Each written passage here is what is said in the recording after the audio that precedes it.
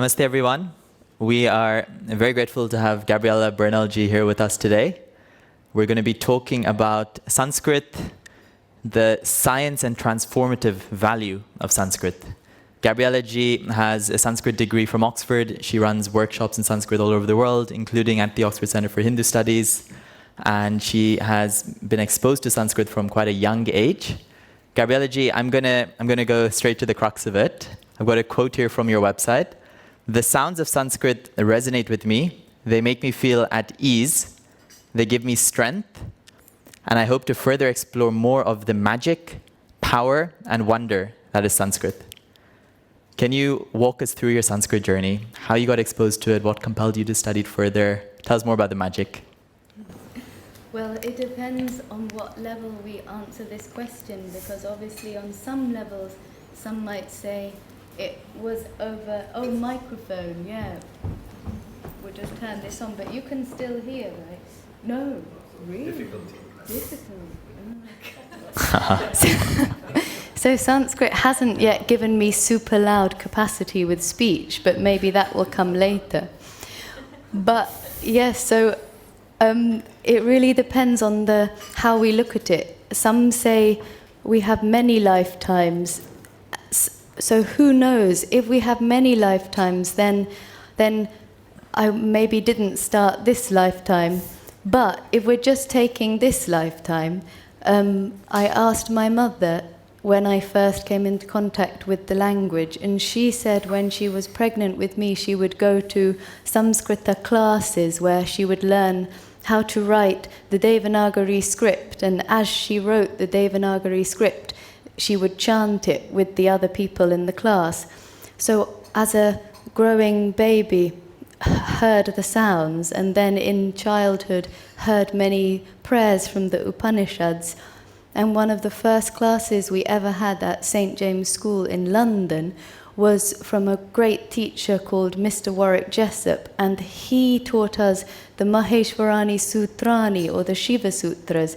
And every morning in assembly, one of my founding memories of life was hearing him really enthusiastically sounding the I un rik e ong I ouch.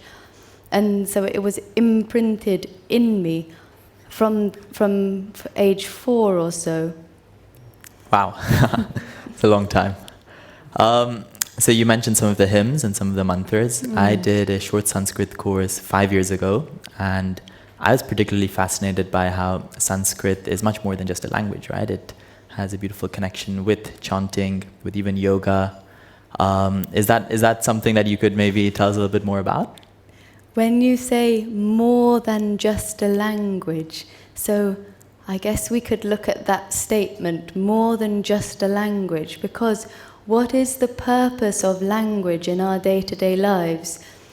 The primary purpose of it is for us to communicate with each other, but as human beings, we're constantly thinking in words. And what is the power of words? They are sounds. And what is the power of sound? Every single sound has a vibration. What's the power of a vibration of sound? It has the capacity, even scientifically, to change things on an atomic level. So what makes Samskritha more than just a language for me is it has a system of sounds that hold the capacity to change things, both on a psychological, emotional, and maybe perhaps you could say spiritual level, but also on a physical level, because many, many words in the Samskrita language hold within their sound the ability for us to connect with the essence of that which they are describing. So, for instance, take the word Ananda for bliss in Samskrita, means one who delights, one who finds bliss in everything. Ananda, Nand is that blissful state, Nandati. And when you're blissful, what might be the physical result of it? You might dance, you see. So you see one word, Nandati, which is rejoice, and it can express that. It might be through dance, for instance. But the very sound of the word holds that rhythm, that movement in it. Nandati, nrit Tyati, Ananda. The words have this capacity to give you a certain feeling. Now I know what you meant by the magic up front. Just for a layman like me, you've already touched on this. What exactly is chanting? What's the science behind it? Well, I'm a very much lay person myself with regards to chanting, a beginner if you like. But when I hear chanting done by pundits, which is a great word, isn't it? Pandita. And you know, we use that word in English. We say on Radio 5 Live, it's always like, let's interview the football pundits.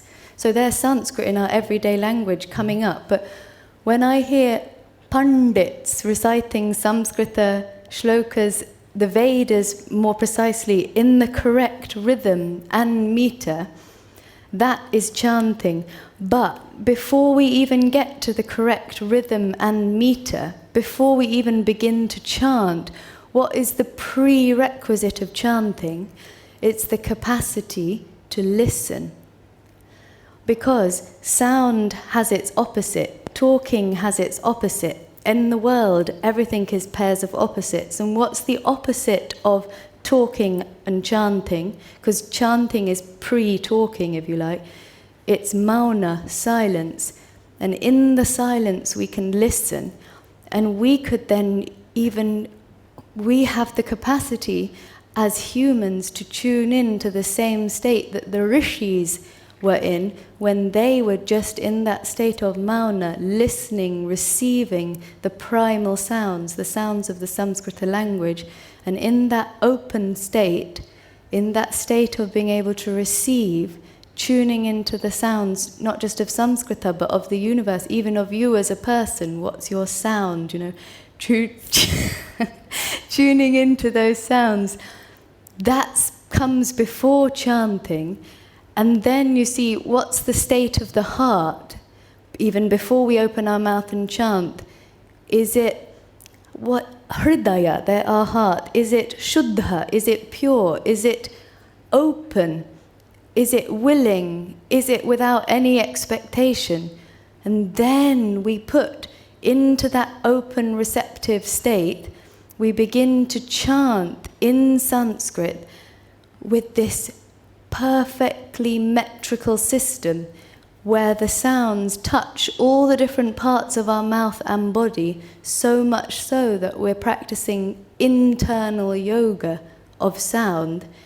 And then the chants themselves can not only have spiritual or psychological impact, but could help the digestive system, could help relieve muscle ache, whatever. They have infinite capacity. Wow, I guess internal yoga is quite a powerful concept, and clearly can have quite a lot of benefits. We've got a number of people in the audience who work in very stressful professions: banking, consulting, law. So stress is probably an understatement. A lot of us probably go through depression, anxiety. How can chanting be used to mitigate this? How can chanting be leveraged as a tool to help us cope with such scenarios? So how can chanting be used for our well-being? Absolutely. Well, I'd have to go back to the first step being to listen. So to find perhaps some chants you really resonate with and start with listening to them every day. And as you listen and receive, then you begin to learn that chant. As you begin to learn it, then you chant along with it. And then from many, many days or weeks or years of practicing chanting along with it, then we go into the meaning of the chant, just a short one. Having gone into the meaning, carry on chanting with the awareness of the meaning, and then allow the chant to do its work. But to just start with a very short, simple chant. And many of my friends from India, or friends who are in stressful situations, I wonder, do they use this great heritage to de-stress? Not sure. I'm not 100% sure they do, but you can begin with just daily practice, like with anything. But then you say, but I don't have time because I'm in a super stressful banking job. You know, I don't have time to meditate, and I don't have time to chant, and I don't have time for yoga. But obviously my teachers would always say, if you put meditation first, if you put your practice first, everything else will fall into place. There must be the trust that that is true. Absolutely. So I can see how a perceived obstacle would be, I don't have enough time. But I've also seen, and this is speaking from personal experience as well, a lot of the times we feel apprehensive to try out a concept that we're not necessarily that familiar with, that we perhaps haven't mastered. What would you say to people who might be of that opinion, of that mindset, in terms of just incorporating something like this in your daily routine? It's fine if you're not a master. It's fine if you don't know the ins and outs of it. When you say the ins and outs, what do you mean? Do you mean like the precise rituals that might go with it, or the pronunciation, or the... Just the idea of doing something for the first time, where there are bits and pieces that you may do slightly different to the book. And how would you deal with that? Yeah, and how would you leave that aside if you still want to incorporate this in your day-to-day life? Well, I would say that definitely might be an excuse people make. but so I'd have to say, because if I'm speaking about my friends who have Indian heritage, I know they have no excuse, because a lot of their parents have chanted these when they were younger, you know, and they've heard it many, many times in temple. Even if they didn't want to, they've heard it, you know. So in that sense, that would definitely be an excuse. My Western friends, maybe they have a bit more of an excuse, you know, because they haven't. So I would say, if I'm speaking to my Indian friends, there isn't that excuse. They do, many of them do know. But if they really, my Indian friends, didn't know the chant, they really didn't know any chants at all, then what's the beginning process? Then I would say, just sounding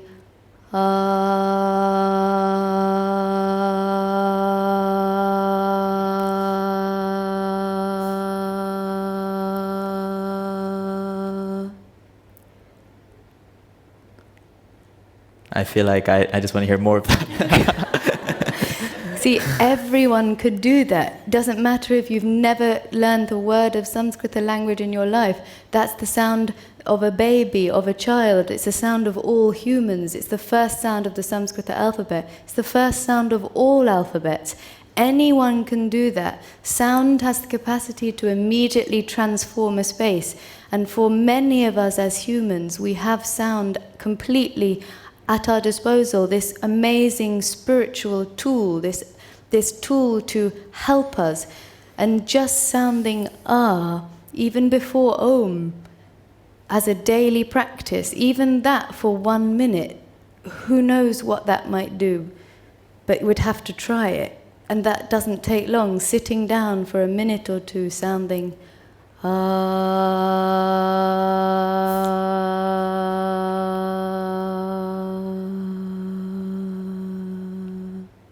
As you say, starting is often the hardest part. But you don't even have to, you could do it with me right now.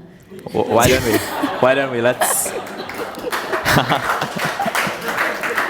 I think we'd be up for that. Why don't we end with the chanting session? You see, he's trying to get out of doing it himself. He said, you see, this is the excuse. But we can end with a chanting session with all of us. Yeah, okay. That would be awesome. Let me ask one question before that. We spoke about how chanting can be used as a spiritual tool. It's a form of internal yoga. Can you tell me more about how this also ties in potentially with meditation? What is mantra meditation? What's the connection between meditation and perhaps chanting? So, why do we meditate? Most of us look to meditate to go from a space of full mind full of stuff, to a space of hopefully no mind. But how can a human being jump from a full mind to a no mind with no tool? That's impossible. So one tool that has been passed down through many generations is the tool mantra, a protective instrument for the mind to cross that bridge and then to allow us to rest. So how a chant would work through meditation, even before we look at bija mantras, again, you could just take that sound ah, and you could just sound ah, ah, ah. That sound you could meditate upon if you wanted, and then experience the space that is left after sounding it, rest in that, and you would get plenty of rest to cope with the banking. Now that you've given us a preview, I don't think anyone will let me off the stage unless we see the full thing. How about we end with a chanting session for everyone? Okay, so we could end with a very simple chant that many of you will most probably know already. And it starts with Om. And when we sound Om, often in connection with chants, Om itself has a measure, because it's the U, and then sh. So we sound Om with these 4 measures, like Om,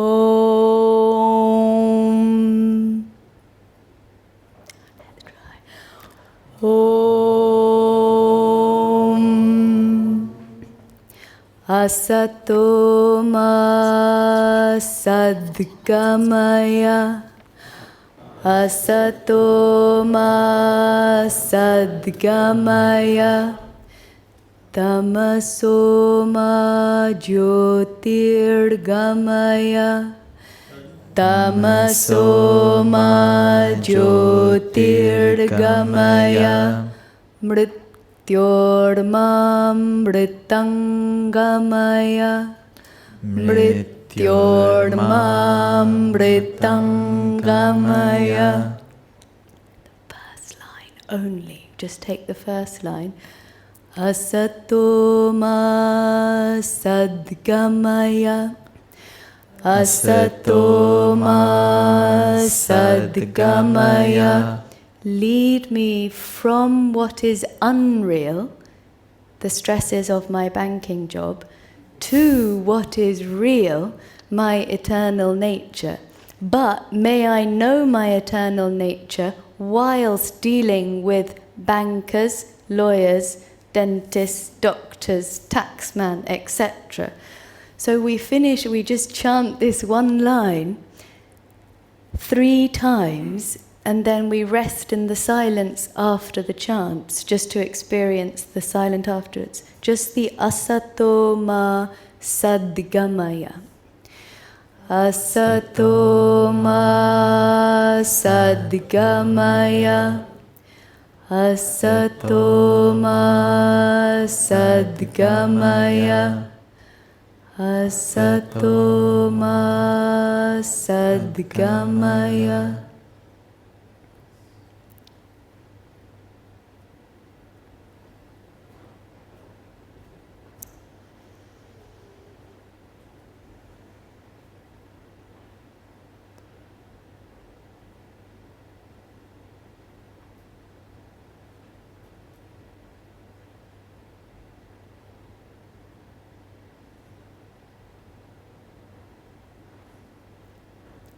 May all be happy, may all be without disease, and none, including you, have misery of any kind. Thank you so much for that. Give me a round of applause. Thank you. Gabriella Ji, I was doing a bit of research online, and I came across some unbelievable videos of you singing mantras, shlokas. I think some of these were even, productions. Is there maybe one that you could leave us with just to cherish? We could finish with a sample of one. Sure.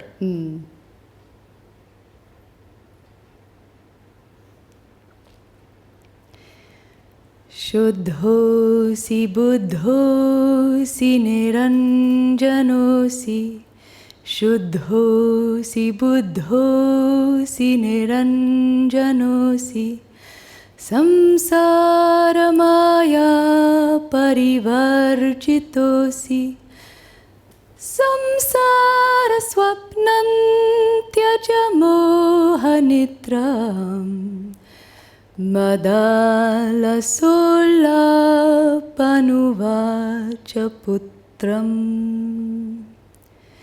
Shuddhosi buddhosi niranjanosi Shuddhosi buddhosi niranjanosi Shuddhosi buddhosi niranjanosi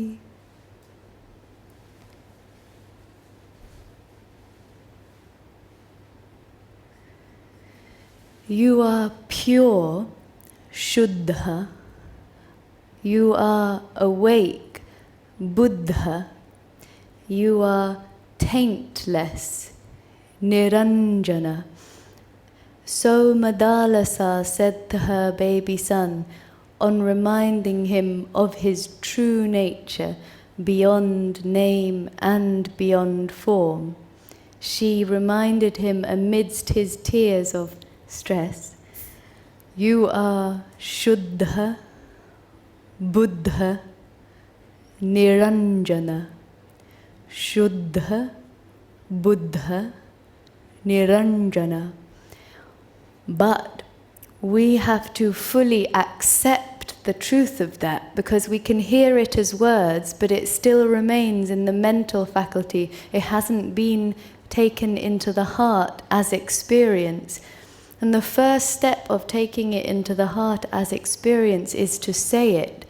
So if we finish, if I tell you on behalf of Madalasa, on behalf of, you could say Krishna, on behalf of Brahma, it doesn't matter, I'm just the messenger. But if I pass that message on, saying Shuddhosi, then you would affirm it, Shuddhoham. You say, yes, I am pure. Because so often someone says something to us and we're like, oh no, you know, like you are pure, Shuddhosi, and then you reply, Shuddhoham, Shuddhosi. This one you need just to take. Mesmerized. And then you reply, Shuddhoham. And then you say, Buddhosi, and you reply, Buddhoham.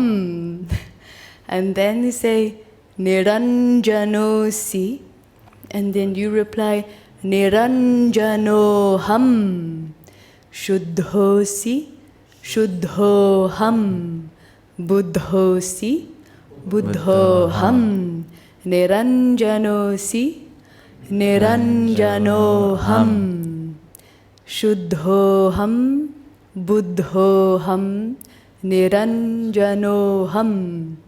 Shuddhoham, Buddhoham, Niranjanoham. Shuddhoham, Buddhoham, Niranjanoham. Thank you. I think we are on schedule, so I'm just wondering if we have any questions from the audience. Any questions at all for Gabriella ji? How long did it take you to learn Sanskrit? So the question is, how long did it take you to learn Sanskrit? It's unanswerable because it's never ending. I feel if you were to decide to learn Samskritha, it doesn't have a finish.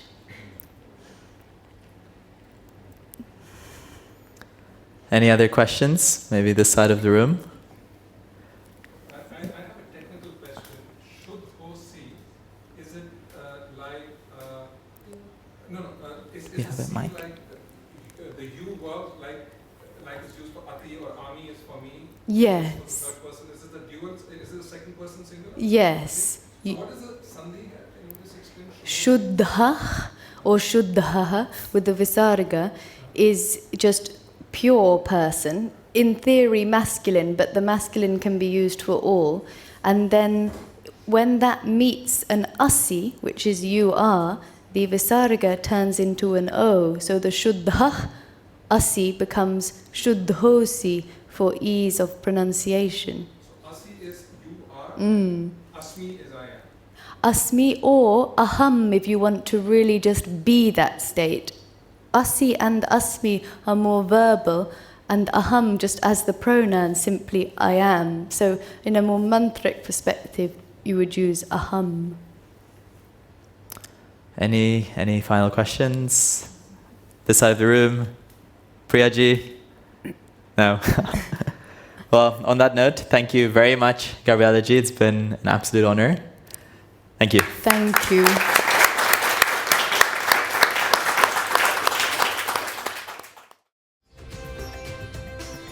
Namaste. We hope you enjoyed this Citti Media content.